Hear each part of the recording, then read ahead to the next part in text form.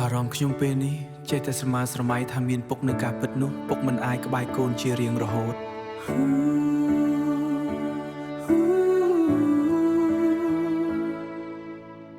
មានពេលខ្លាំងខ្ញុំបានឃើញពុក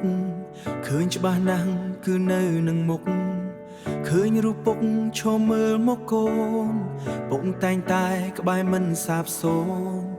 ដាំងទឿនដល់កូនដោយវិញ្ញាណ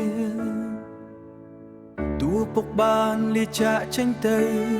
ប៉ុន្តែអារម្មណ៍កូននេះនៅហ៊ាននឹកគិតពីពុកក្រុមពេលហ៊ាននឹកគិតពីពុកគ្រប់ពេលពុកអើយពុកកូននេះនឹកណាស់តួដឹងច្បាស់ពុកមិនមកដែរពុកឃ្លាតទៅមិនមកវិញទេពុកឃ្លាតពីម៉ែបែកពីកូន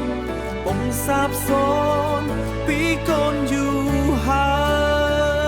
យនេះជាអារម្មណ៍ដែលខ្ញុំនឹកពុកធ្លាប់រួមសុខទុកជាមួយគ្នាពុកចាំផ្លូវមើលកូនពុំងា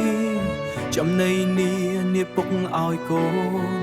ពេលនេះសូនពុកលែងវិល